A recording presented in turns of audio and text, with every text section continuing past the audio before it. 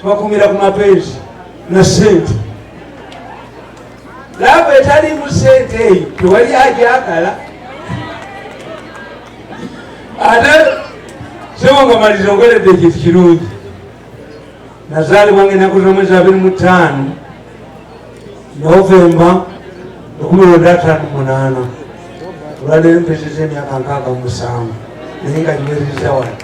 Naye bw'ondaba olowooza nti nenkana ne Junior oba mutabani wange akulya bulungi. Era nze nakula manyi nti bamaama babasawuya babasaafiina babaani manyanga ga basiraamu. Kati bwe mbeera amasiraamu era comfortable. Ekyakubira eddiini njagala ya mwana ndimayala nti badde ngamba mukyala wange waali awo nemugandi bakristyansi ekyetukola oteekako omwana munno obwana omwana nga muto sitigima. Kyokubiri olwokuba biba byakibidde nofuna abayayi bakwate maliri ne bagitwala baana bwe naye ebyemisana bane bajja misana okuuma emaliyo. Ekyokusatu kakati sigeraliikirira mukyala wange bwansala ne Kuluthum akabadde omugambazi afunye ebbaawo. Abasajja basinga obungi balina endowooza egamba nti omukazi bw'oyawukana naye asiraana akulemerako, musabire gyagenza abeere bulungi.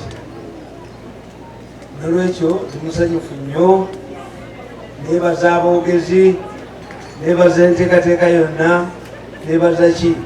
Nze ne bw'obuuza ku mikolo mingi, nze mirundi sirya mmere ku mukolo, naye wano ndiddewo. Sirya mmere ku mikolo, asaba kabula nga ngenda, naye wano ndiddewo. Aboogezi, nammwe banaye mwebale kunyumisa mukolo. Abooludda enzira zombi mbeebaza okuma obuntu bulamu n'okubeera obulungi. Ate n'abategesi b'omukolo ne mbeebaza tewali kasitolaba nga bakugamba nti abatudde wano mujje mulye manya abo tewali byakulya. Naye wano abantu bateredde kasitolaba akakyagala n'omukirala ekitegeeza tewali mmere. Banaye mwebale kutegeka, mwebale nnyo kibikoze bubi. Suma simulabyeko akyali mu bintu bye naye mwagaliza emikisa. Ate n'omwami naye ne mugamba amusanze anyirira amwongereko bwongezi naye ate tamussa wansi. Olusoma naye muyivu, omuntu alina PhD, dokita tasaaga, kubanga dokita bwafumbira omuntu abayigiriza abasajja batyanya abayigirize.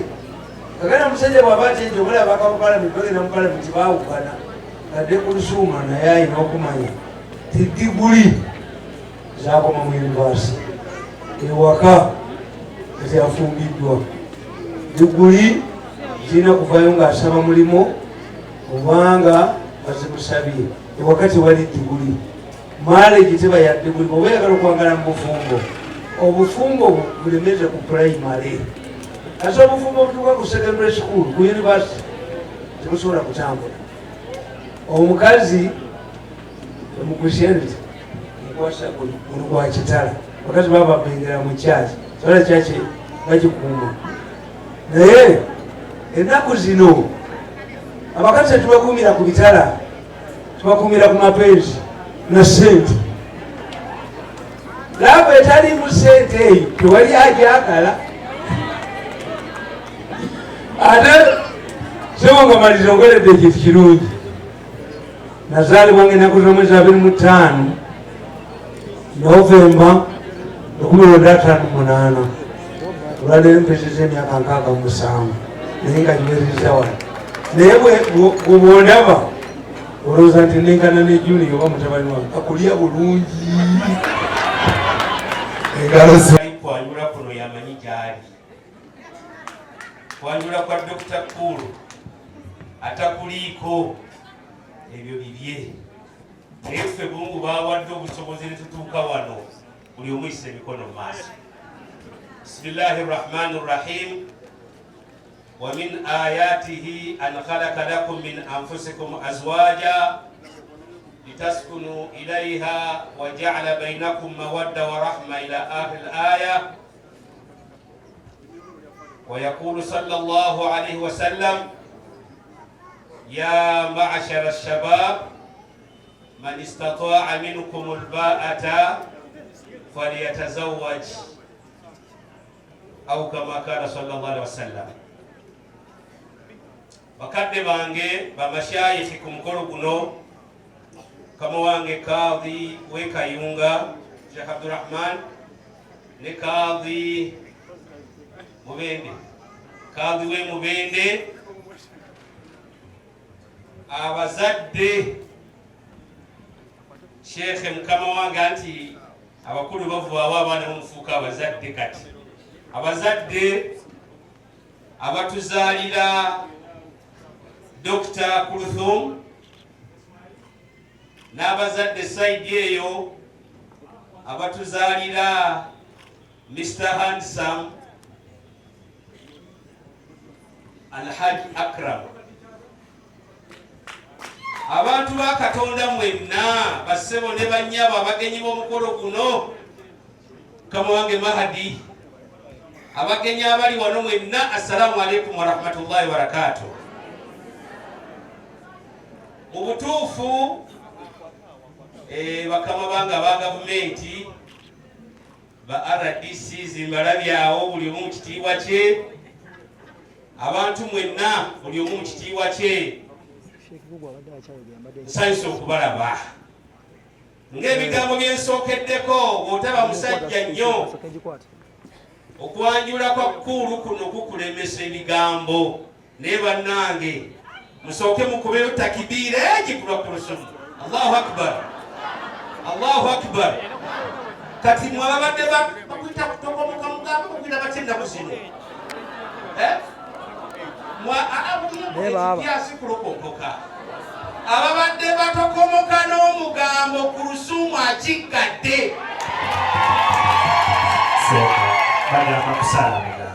Ababadde balokomoka n'omugambo akram akiggadde. Kakati muddeyo okusamwasamwa. Sinnayogera bigambo byange naye want to stop. Njagala kuyimiriza bigambo by'aboogerayogera. Sheikh Abdurrahman webali kulwana lutalo ne Sheikh Mundebalize tata wa Kuluthum. Mu Busiraamu omuntu bumuwe bbeetu kulusumu weyagale. Kulusumu, she's still young. Kulusumu akyali mwana muto mulemu walira mu myaka 4, 5, 6 no. Ayina byakyayagala okukola mu myaka egyo. Dokita weeyise obusiraamu bukuta gwamawulireko olusokoleko omugole. Ffe tumanye ebigambo byaffe bye gatugamba, tulina obigamba kkulu. Akola akajanja yeeyise gy'otaakola kibeera nga kikkirizibwa ku lusumu kikole ng'olina omusajja wo. Ayina byamwyitako oyo. Era mumuleke ku lusumu yeyagale ne musajja we, Allah amutadde. Mu butuufu Dokita weebale butatuswaza ng'Abasiraamu. N'osalawo n'omalira this determination gyewakola yesinga obulungi mu Busiraamu. Ku lusumu mukazi mulungi bemulaba mashallah. Ate ku lusumu sente azirina. Ate ku lusumu ekitiibwa akirina. Yandibadde atangala butakazi luno n'alwata olu n'aleeta olu bamahadi bawo balina sente baani. Naye yagamba nti no, muleke enfumbirwe, n'alonda omusajja we. Amannya gange nze Nsuuga Mustafa, nkola ne Alihira Holdings. era ndowooza abantu abazze batukubira bagenda olaba nga yenze yennyini bwe balaba mu video ate nze gwe balabye ku site yaabwe. Biodigester kirabise nti kati abantu batandise okukkiriza nti gwe mulembe oguliko. Kituufu. Kuba okusookera ddala omunnayuganda yali amanyi nti yaabo bokka abayina enzigi enfunda kuba tuze twogerako nga ddala olabira ddala ennyumba eri wano naye nga tetulina kabuyonjo we tugiteeka. Ku mulundi guno apartments zino zirabika nga zirina space nnene nnyo naye era nabo basazeewo okukozesa nkola eno. Basazeewo okukozesa nkola eno lwa nsonga olw'ebirungi n'emisomo gye tuzze tukola ki tusomesa abantu. Tutundire ekinnya mulundi guno engeri gye mukikozeemu.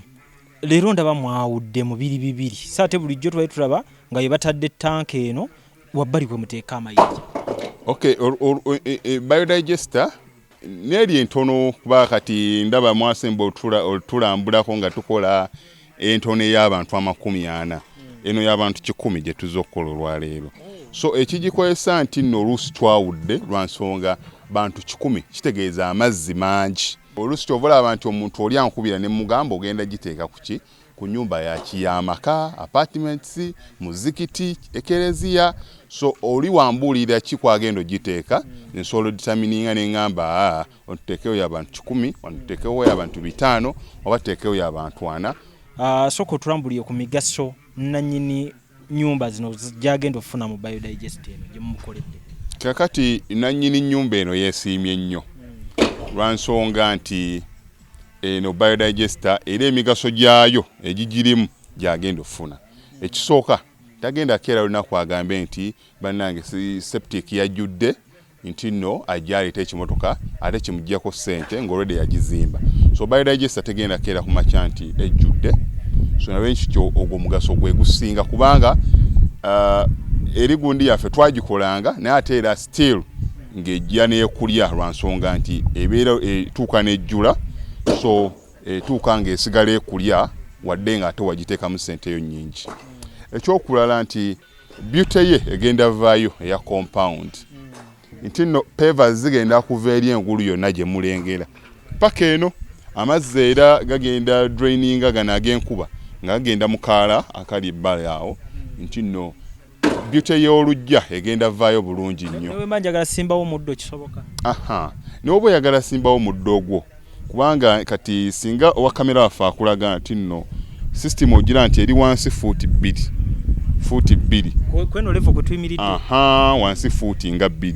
So omuddo kakube guyina emirandira gitya guba gujja mmera. Yes, bannange tetukolera bagagga bokka ate era tetusijja bayita baavu. Omuntu wa wansi omufuna mpola ffenna gye tuggwa nange ndi mufuna mpola. So sikolera bantu sina kika kye ngamba mbuno nno nkolera baneeno wabula buli omu nga bwozze bwe tukola ki bwe tukwata. Kati Alihira Holdings Uganda Limited tusangibwa Kamoocha Prince Charles Drive plot 45. Kamoocha we wali offices zaffe. Tuyina namba z'amasimu esooka ya Airtel 07017 66992 neya MTN 0789 224230. Abasinga batumanyira mu biodigester kuba bwe tuvudde nnyo mu kamera naye nga baklanti baffe abapya n'abakadde bagenze bakitegeera nti no ne general construction yenna mwetuli.